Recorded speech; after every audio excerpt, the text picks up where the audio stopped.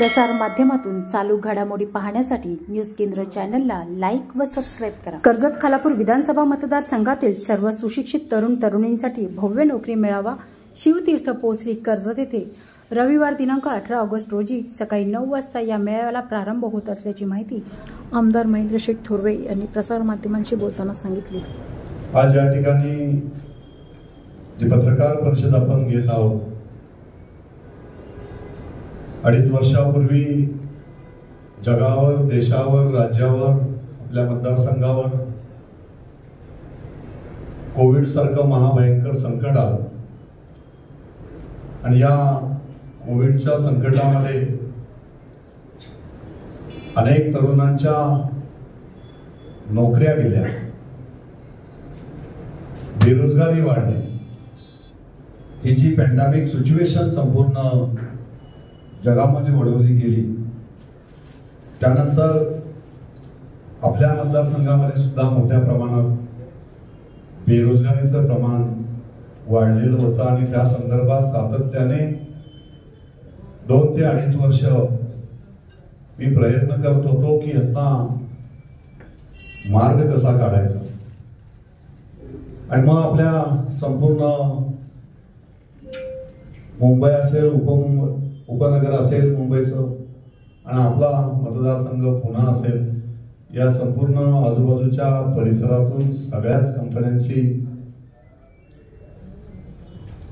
आम्ही या संदर्भात चर्चा केली आणि मग आपण आज या ठिकाणी तुमच्या सगळ्यांसमोर या ठिकाणी आज आपण जाहीर करत आहोत की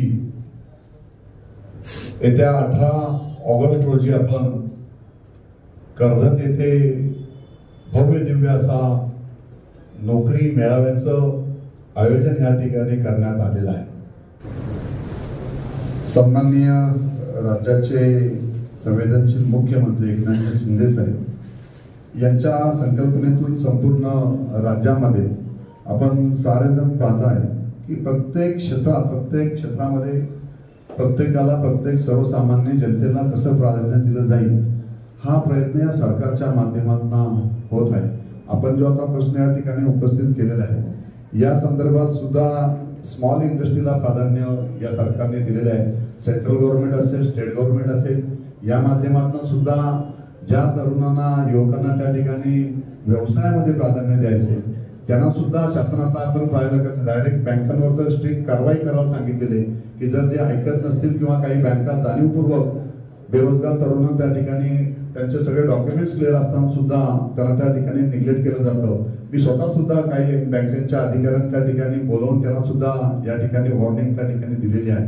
त्यामुळे आम्ही सुद्धा सगळे प्रयत्नशील आहोत, सरकार सुद्धा प्रयत्नशील आहे की आपल्या सगळ्या तरुणांना त्या ठिकाणी जे काही व्यवसाय करायला पाहतात त्यांना सुद्धा आपण त्या ठिकाणी प्राधान्य देण्याचं काम सरकारच्या माध्यमातून सुरू आहे। आम्ही सुद्धा तो प्रयत्न करत आहोत आणि म्हणून मी मगाशी ते सांगितलं की आपण ही फक्त मी लोकप्रतिनिधी म्हणून माझी एकट्याची जबाबदारी नाही, तर मी आपला लोकप्रतिनिधी आहे। आपणच मला या मतदारसंघाचा आमदार केलेला आहे। तर पत्रकार बंधू असतील, आपण जे काय सुज्ञ नागरिक म्हणून आपण सारेजण आहात, आपण सारेजण एका विचाराने एकत्रपणे आलो पाहिजे आणि एका विचाराने एकत्र येऊन एक दिशा ठेवून या मतदारसंघासाठी प्रत्येकाने काम करावं, अशी मी साऱ्यांना या निमित्ताने सगळ्यांना विनंती करेन।